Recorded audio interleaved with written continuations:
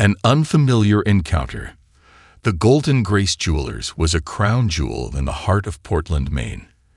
Its grand facade, adorned with ornate signage and a marble entrance, was a beacon for the wealthy and the aspirational. Inside, its warm lighting bathed everything in a soft glow, reflecting off glass cases lined with diamonds, sapphires, and rubies. The store was more than just a place to purchase luxury. It was an experience. And it was Ruth Anderson's son, Eric, who had transformed this once modest establishment into the pride of Portland. Ruth, a 78-year-old with a modest demeanor and kind eyes, entered the store as she had done many times before. She carried a small paper bag containing Eric's favorite lunch from a local cafe. Her well-worn leather purse hung from her shoulder, and her silver curls peeked out from beneath her signature beret. Ruth wasn't dressed like the affluent clientele the store typically catered to, but her connection to the place was far deeper than appearances. She wasn't just Eric's mother. She had been his guiding light, the person who had believed in him when no one else did. The store was bustling with customers and staff, but something felt different this time. Ruth noticed an unfamiliar face behind the counter. A tall, blonde woman with sharp features and a crisp navy blazer. The woman, whose name tag read Marlene, exuded an air of superiority. Ruth offered her a polite nod as she made her way through the store, admiring the displays. Her eyes landed on a pair of diamond earrings that shimmered like stars under the soft lights. They reminded her of a set she had once owned, but had to sell decades ago to make ends meet. Lost in nostalgia, Ruth leaned closer, her fingers gently resting on the edge of the glass case.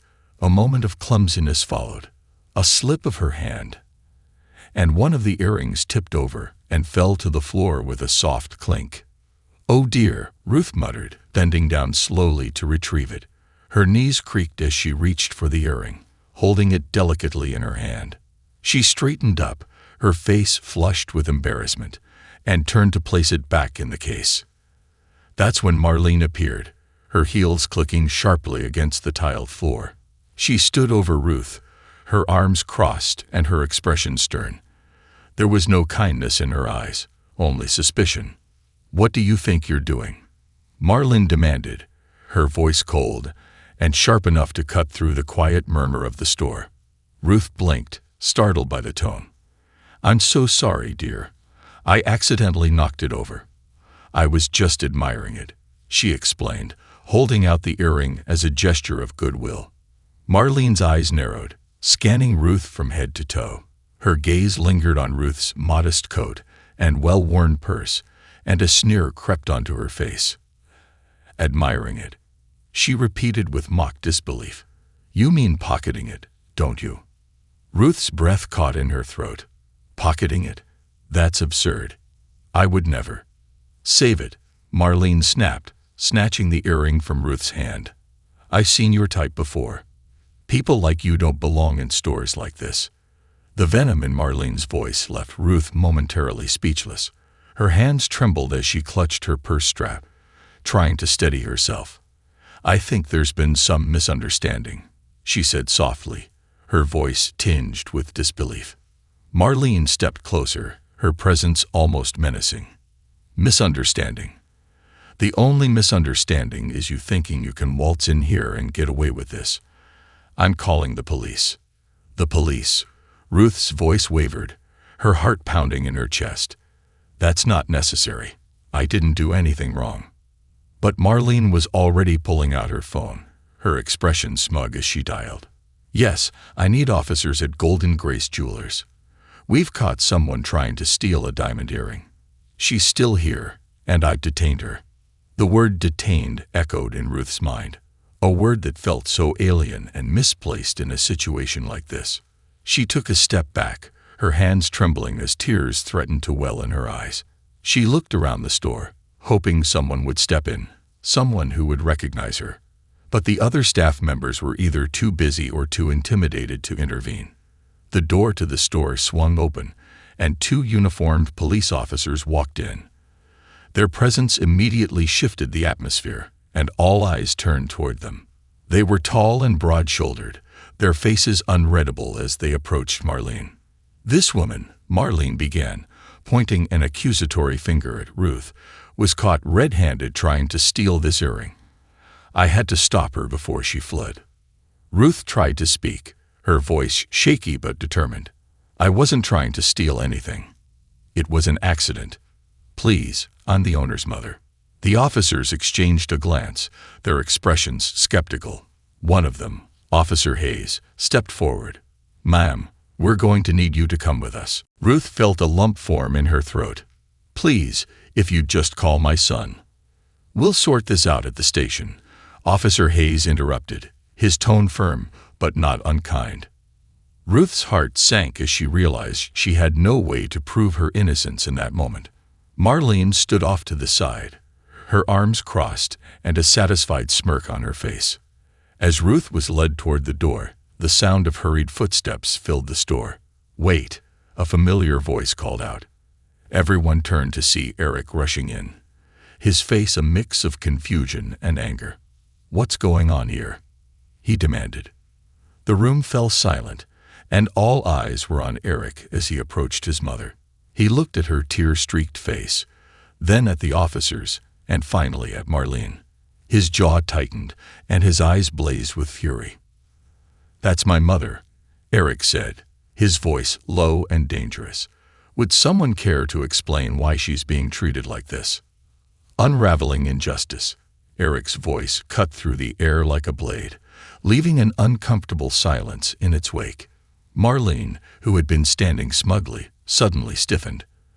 The color drained from her face as she realized the gravity of her mistake. The police officers glanced at each other, their expressions shifting from authority to uncertainty. Your mother, Marlene stammered, her voice faltering as her gaze darted between Ruth and Eric. I didn't know. You didn't know, Eric interrupted, his tone ice-cold as he stepped closer. His sharp eyes bore into Marlene, and the controlled anger in his voice sent a shiver through the room. You didn't know she was my mother, so you thought it was acceptable to treat her like a criminal. I thought she was. Marlene began, but Eric silenced her with a raised hand. Stop talking, he said firmly, his jaw tightening as he turned his attention to the police officers. And you too.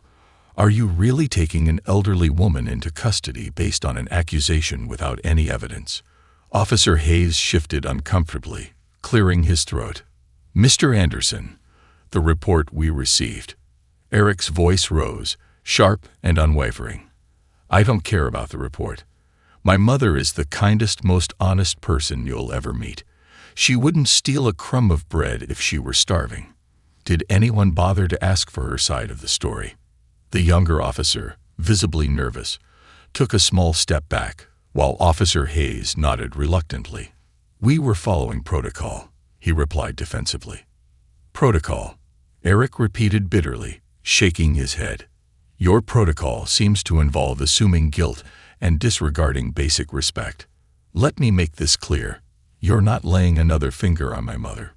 If you want to question someone, question your protocol and how it allows for this kind of treatment. The officers exchanged hesitant glances before Officer Hayes spoke again. Look, Mr. Anderson, we're just trying to do our job. Your job, Eric interjected, his voice dangerously low, is to serve justice, not perpetuate baseless accusations. He stepped protectively in front of Ruth, who had been standing quietly, her hands trembling as she clutched her purse. Marlene, who had been silent, tried to speak. Mr. Anderson, Eric whipped around to face her, his glare silencing her instantly. Do you have any idea what you've done? He demanded, his voice steady but laced with fury. This store is supposed to be a place of elegance, respect, and integrity. Instead, you've turned it into a stage for your prejudice and arrogance. I didn't know she was your mother, Marlene said weakly, her once confident demeanor crumbling. And if she weren't my mother, Eric shot back, would that make it acceptable? Do you think it's okay to treat any customer, or any human being, like this?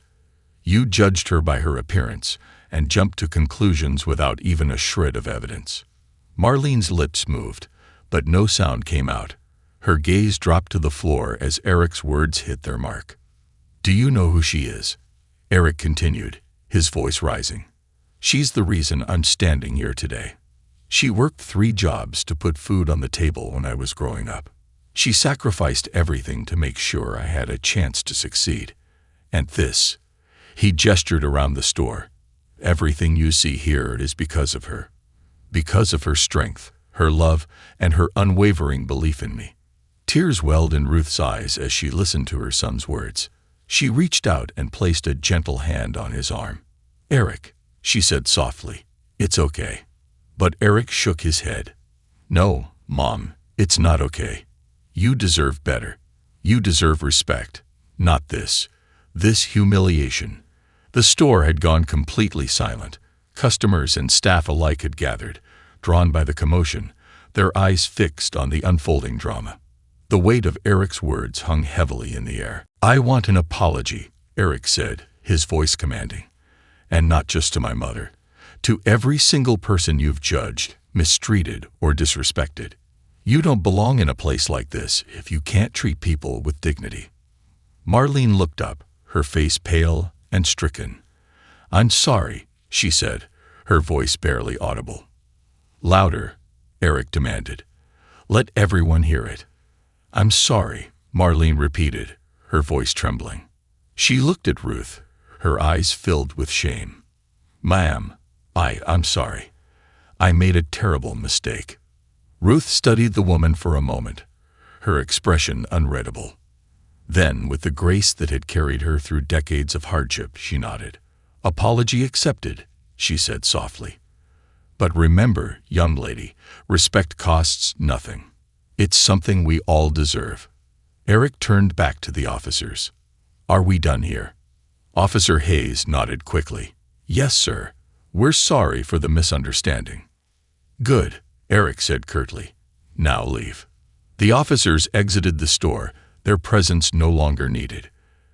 Eric placed a protective arm around his mother's shoulders and guided her toward a small seating area at the back of the store. "Are you okay, Mom?" he asked gently. Ruth smiled faintly, her hand resting on his. "I'm fine, Eric. I've dealt with worse in my time." Eric's expression softened, but the fire in his eyes hadn't dimmed. He stood up and addressed the room, his voice firm and resolute. "Let this be a lesson to everyone here. Discrimination, prejudice, and disrespect have no place in this store or anywhere else. My mother raised me to be better, and I expect every single one of you to be better too." The crowd slowly dispersed, murmuring among themselves, while Marlene stood frozen, her shame evident. Eric returned to his mother, his anger replaced by concern. "Come on, Mom," he said gently. "Let's go grab lunch. We've had enough excitement for one day." Ruth chuckled softly, her spirits lifting.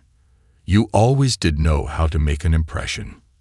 As they left the store together, hand in hand, Eric silently vowed to ensure his mother, and every customer, would never face such injustice again. A lesson in strength. As Ruth and Eric walked out of the jewelry store and headed to their favorite cafe nearby, the events of the morning still lingered in the air. Ruth was quiet, her gentle demeanor masking the sting of the humiliation she had faced. Eric, on the other hand, was simmering with frustration, his fists clenching and unclenching as he tried to process what had just transpired. "Mom, I don't know how you stay so calm," Eric said, his voice tinged with both admiration and anger. "After everything that woman said to you, I wanted to. I don't know. Do something. Anything." Ruth smiled softly, patting her son's arm. "Eric, anger doesn't fix ignorance," she replied. "It only feeds it. People like her thrive on their power, their ability to belittle others. The best way to deal with them is to stand tall and show them what true strength looks like." Eric sighed, shaking his head. "But it's not fair, Mom. You shouldn't have to deal with that kind of treatment, especially not in a store I built." Ruth stopped walking, turning to face her son. "Eric, life hasn't been fair for a long time," she said gently. "But I didn't raise you to focus on what's unfair. I raised you to focus on what's right. And what's right is showing people, through your actions, that respect and kindness matter more than pride. Eric looked at his mother, his frustration melting into admiration. She had always been his rock, his guiding light. Even in the face of adversity, she remained unshakable. They entered the cafe, greeted by the warm aroma of freshly brewed coffee and the friendly chatter of customers. The staff knew Ruth well, and they greeted her with smiles and nods of respect. It was a stark contrast to the cold treatment she had just endured at the store. Eric pulled out a chair for his mother, and they sat at their usual corner table. As Ruth sipped her tea, Eric couldn't help but notice the way her hands trembled slightly, a small sign of the emotions she was trying to keep hidden. "Mom, you don't have to put on a brave face for me," he said softly. "It's okay to feel upset." Ruth looked at her son, her eyes glistening. "Eric, I'm not upset for myself," she admitted. "I'm upset because there are so many people in this world who go through the same thing, day after day, year after year, and they don't have anyone to stand up for them. I'm lucky to have you, but not everyone has an Eric in their corner."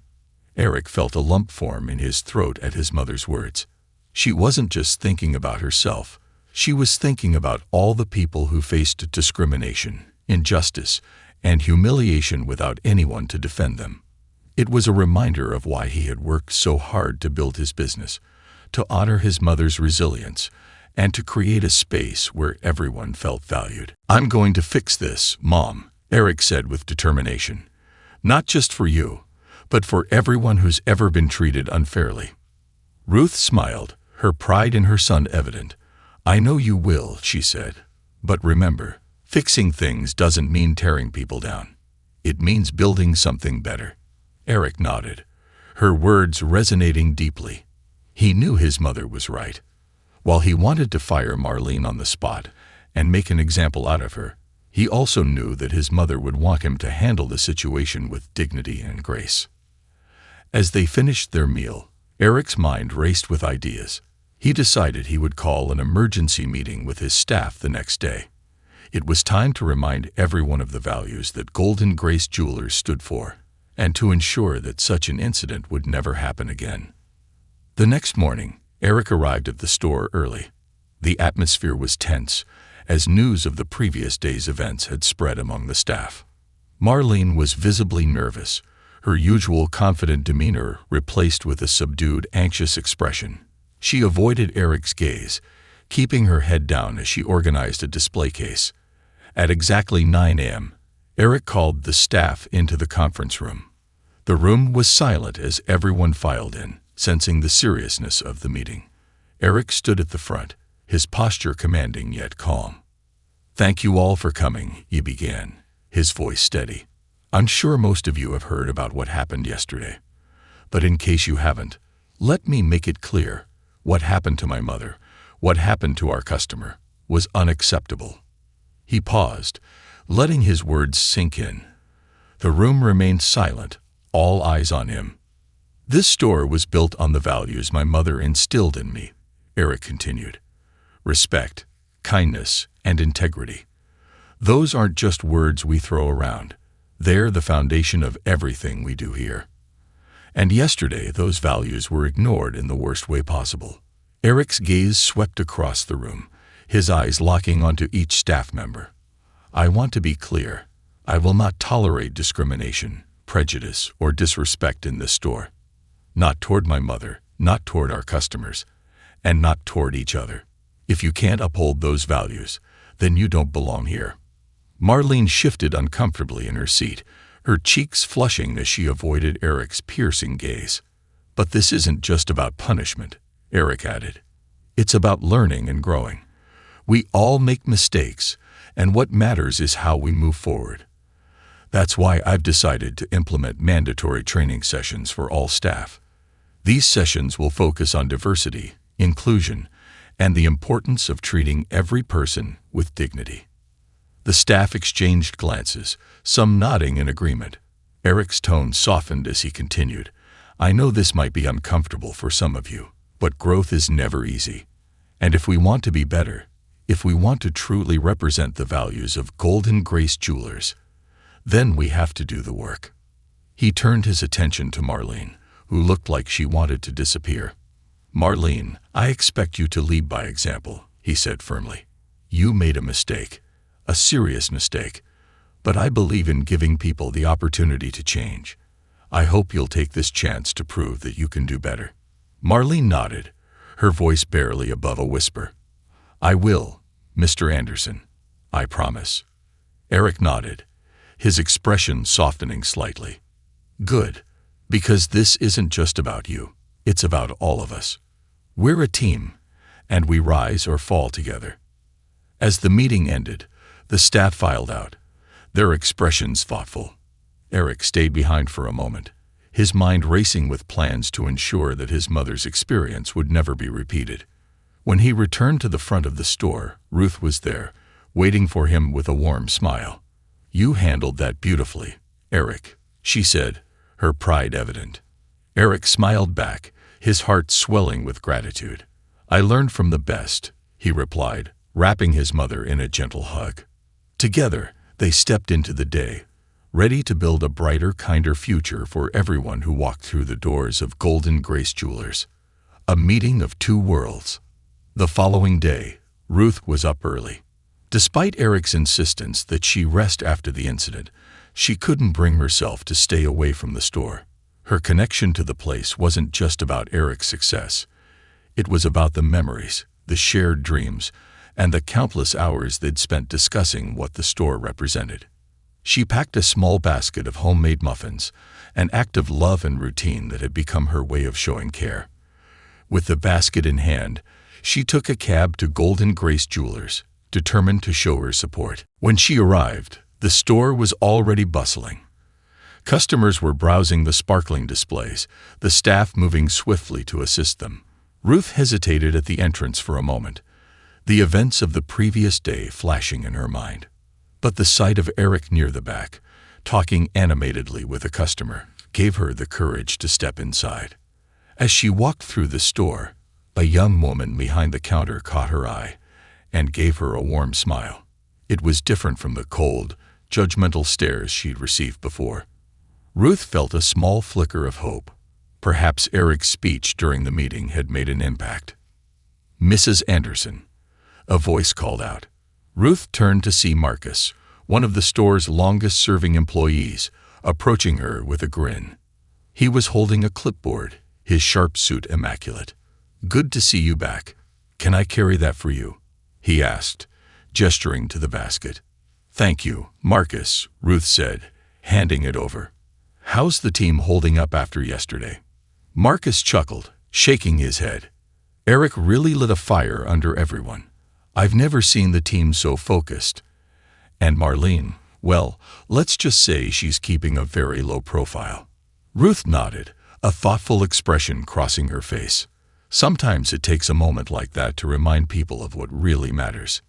Marcus walked her to Eric's office, where she placed the basket on his desk. Ruth decided to take a seat in the break room, a quiet corner of the store where staff could unwind. As she settled in, she noticed Marlene walking by, her posture stiff and her face strained. Ruth felt a pang of compassion. Despite everything, she knew what it felt like to carry the weight of mistakes and judgment. Without thinking, she called out, "Marlene, dear, could I have a moment of your time?" Marlene froze, her eyes widening. She looked around, as if hoping someone else might step in, but no one did. Slowly, she turned and approached Ruth, her steps hesitant. "Yes, Mom," Marlene said, her voice tentative. "Please, sit," Ruth said, gesturing to the chair across from her. Marlene hesitated before complying, her hands clasped tightly in her lap. Ruth studied her for a moment, then said softly, "Yesterday was a difficult day for both of us, wasn't it?" Marlene nodded, her cheeks flushing.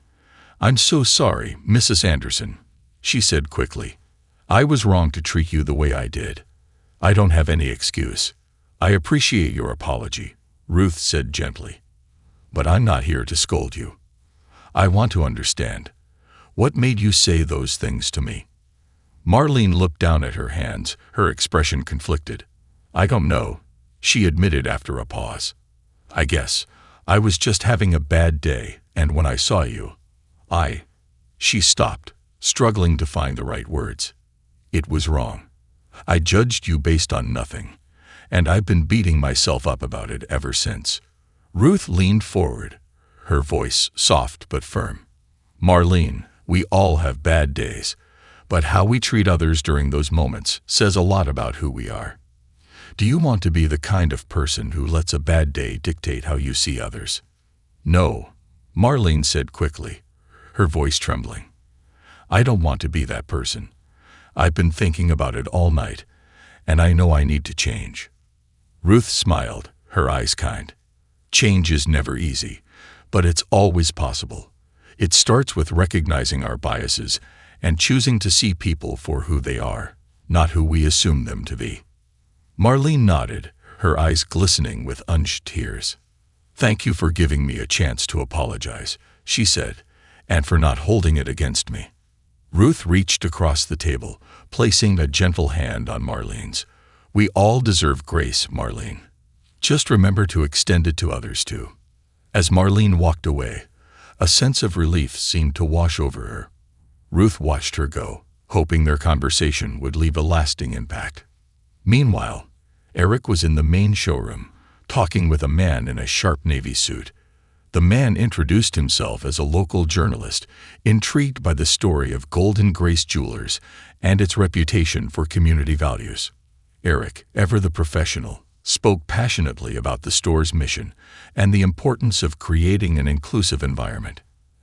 As they talked, Ruth wandered out of the break room, catching sight of the two men. The journalist noticed her and asked, "Is this Mrs. Anderson? I've heard so much about you." Ruth smiled, slightly embarrassed. "I suppose I am," she said, shaking his hand.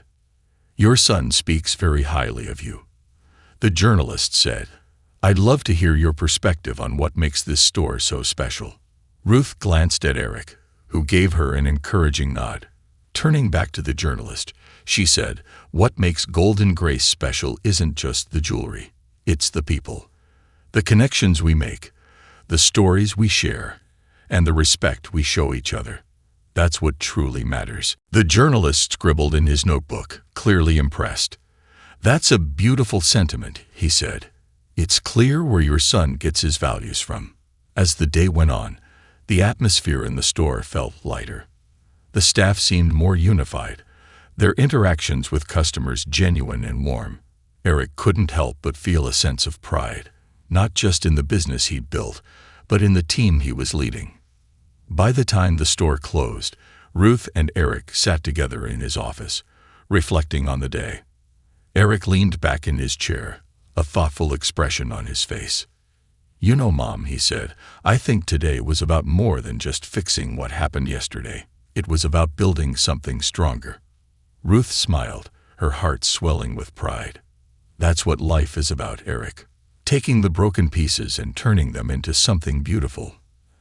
As the two of them shared a quiet moment, Eric realized just how much his mother's wisdom had shaped him. And he knew that, together, they could overcome anything.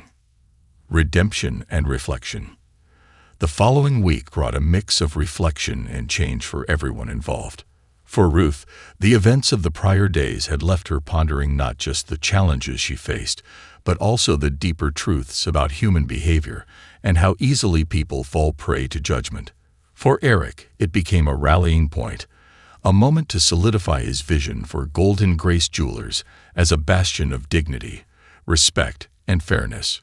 A new initiative. Eric arrived at the store early Monday morning, a stack of papers under his arm. He had spent the weekend drafting a new company initiative, one aimed at ensuring such incidents would never happen again. He called an all-hands meeting before the store opened, gathering the staff in the showroom. Ruth sat quietly in the corner, watching with pride as her son addressed his employees. "Good morning, everyone," Eric began, his tone firm yet approachable. "Before we open today, I want to talk about something that's been weighing on my mind." The room fell silent, Even those who hadn't directly witnessed the incident with Ruth had felt its ripple effects. Golden Grace is more than a jewelry store, Eric continued. It's a reflection of values. Our values. Respect, inclusion, and the celebration of every person who walks through those doors. Last week, we fell short of those values, and that's on me as your leader. But what matters now is how we move forward. He gestured to the papers he held. Starting today, we're launching a new initiative, the Grace in Service program. It's designed to remind us of our shared humanity. This program includes mandatory sensitivity training, workshops on cultural competence, and bi-weekly team-building activities. But more importantly, it's about creating a space where every employee feels empowered to treat our customers and each other with respect and empathy. The staff exchanged glances, some nodding in agreement. Marlene, standing near the back, looked particularly moved. Her posture was no longer stiff, but open, her gaze fixed on Eric with a mix of gratitude and determination. "I'll be the first to admit that change isn't easy," Eric said, his voice steady. "But it's necessary. And it starts with us." Marlene's turning point. After the meeting, Marlene approached Ruth, who was still seated in the corner. Her hands fidgeted nervously, but her face carried an expression of earnestness. "Mrs. Anderson," she began hesitantly, "I wanted to thank you for what you said to me last week. It really stayed with me." Ruth smiled warmly, gesturing for Marlene to sit beside her. "I'm glad to hear that, dear. Growth is always possible, but it starts with the heart." Marlene nodded, her voice growing steadier. "I've been thinking a lot about my actions, about how quick I was to judge, and I realized that it wasn't just about you. It's something I've done to others too. I don't want to be that person anymore." Ruth placed a gentle hand on Marlene's arm. "Recognizing our faults is the first step to change. The next step is action." Marlene smiled faintly, her eyes glistening. "I'm going to make it right, not just with you, but with everyone I interact with." A surprising customer. Later that day, Ruth decided to spend some time in the showroom. She loved observing the interactions between customers and staff, watching the store buzz with life. As she browsed the displays, a young woman entered the store, her appearance modest, but her demeanor confident. She approached Ruth with a polite smile. "Excuse me," the woman said, "but you seem to know this place well. Could you help me pick out a gift for my grandmother?" Ruth's face lit up. "Of course, dear. What did you have in mind?" The two of them wandered through the aisles, discussing options. The young woman shared stories about her grandmother, describing her love for simple yet elegant jewelry. Ruth listened intently, offering suggestions and sharing her own experiences. As they chatted, Marlene approached them, her expression thoughtful. "Mrs. Anderson," she said softly, "would you mind if I helped as well?" Ruth glanced at the young woman, who nodded enthusiastically. "The more, the merrier," Ruth said with a grin. Together, the three of them selected a delicate pearl necklace, its simplicity capturing the grandmother's essence perfectly.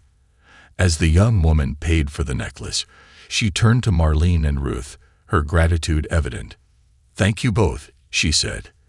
"You've made this experience so special." After the customer left, Marlene turned to Ruth, her expression thoughtful. "That felt good," she admitted. "Really good." Ruth chuckled. "Kindness has a way of doing that." A new perspective. As the week went on, the changes in the store became increasingly apparent. Staff members who had previously been indifferent now went out of their way to engage with customers. Conversations were warmer, interactions more genuine. Eric noticed the shift and couldn't help but feel a sense of pride. One afternoon, Eric called Ruth into his office. He gestured for her to sit across from him, his expression both serious and affectionate. "Mom," he began, "I've been thinking a lot about everything that happened. About you, this store, and what it all means." Ruth raised an eyebrow, curious. "And what have you concluded, dear?" Eric leaned forward, his hands clasped on the desk. You've always been my inspiration. Your strength, your kindness, your ability to see the good in people, even when they don't deserve it. That's what I want this store to represent." Ruth's eyes softened. "Eric, this store already represents that. It's a reflection of who you are and who you've become." Eric smiled, his gaze steady. "But I couldn't have become that person without you." The two of them sat in comfortable silence for a moment, the bond between them stronger than ever. The ripple effect. By the end of the week, the Grace in Service program was in full swing. The staff had completed their first sensitivity training session, and the feedback was overwhelmingly positive. Marlene, in particular, stood out. She volunteered to lead a workshop on customer interactions, sharing her own experiences and lessons learned. Her vulnerability and willingness to change inspired her colleagues, creating a ripple effect throughout the team. Ruth, too, noticed the difference. Customers seemed happier, staff more engaged. The store felt like a true community, a place where everyone, regardless of background, was treated with respect and kindness. As Ruth prepared to leave the store one evening, Marcus stopped her at the door. "Mrs. Anderson," he said, his tone sincere, "I just wanted to say thank you. You've changed this place, for the better." Ruth smiled, her heart full. "It wasn't just me, Marcus. It was all of us." As she stepped outside, the evening air cool against her skin, Ruth felt a deep sense of contentment. Golden Grace Jewelers had always been special, but now it was something more. It was a beacon of hope, a testament to the power of compassion, growth, and the courage to change. The legacy of grace. As the weeks turned into months, Golden Grace Jewelers became the talk of Portland, not for its stunning array of diamonds or its luxury reputation, but for something far more profound.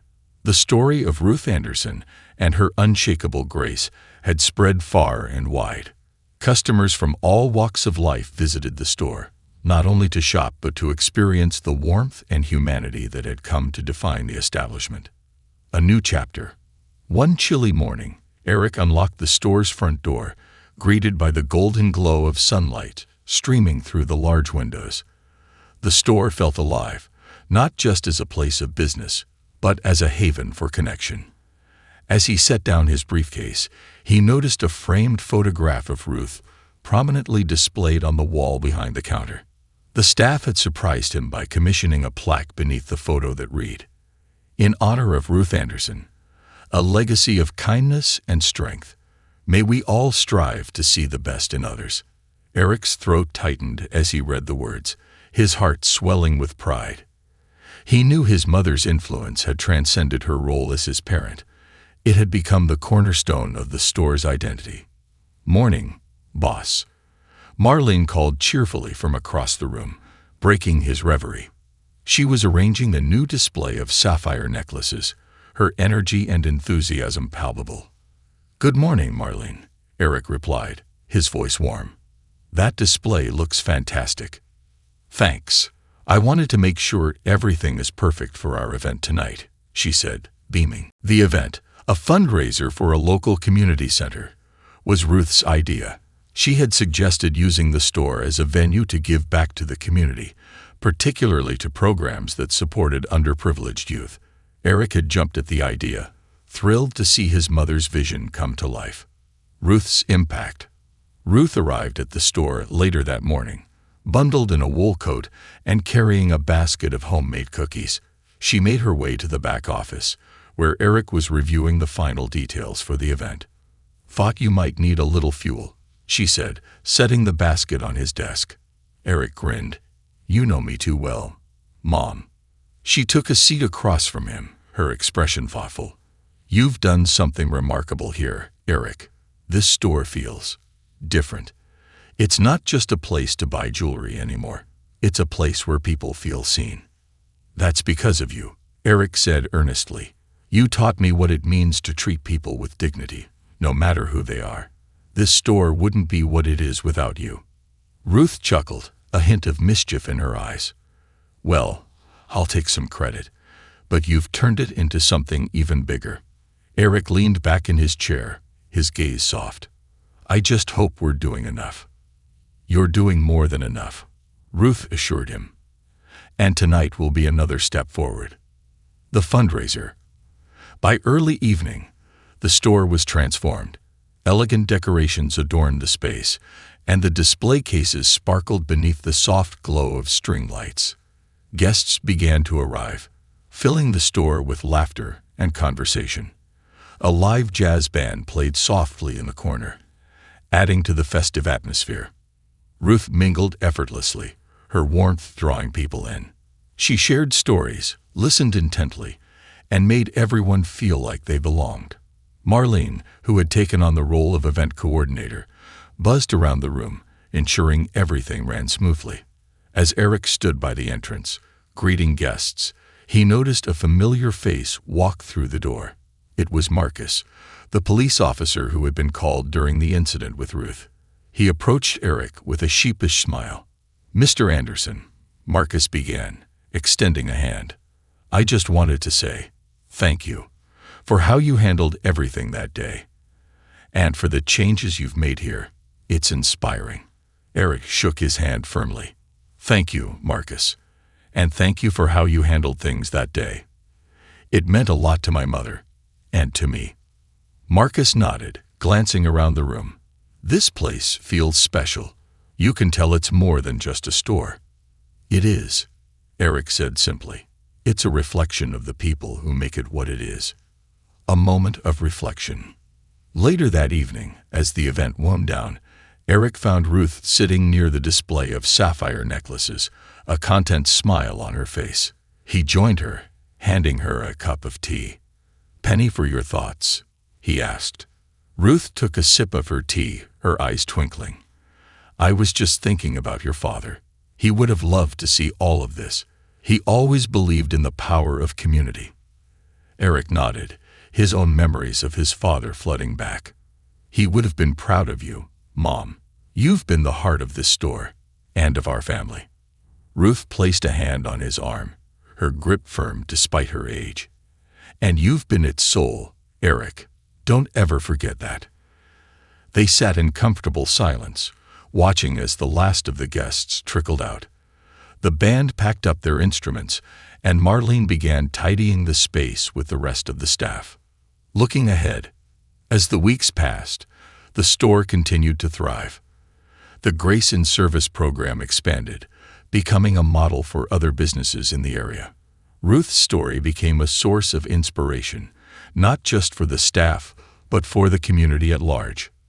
One afternoon, Eric received a letter from a customer. It was handwritten, the script elegant and precise.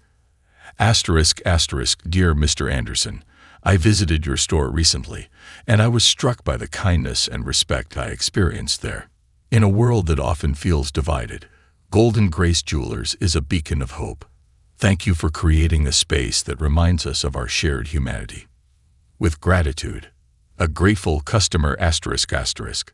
Eric read the letter aloud to Ruth, who smiled warmly. "You see," she said, "the ripples of kindness reach farther than we'll ever know." Eric placed the letter in a frame, hanging it beside Ruth's photograph. It was a reminder of what they had built together, a legacy of grace, compassion, and unwavering dignity.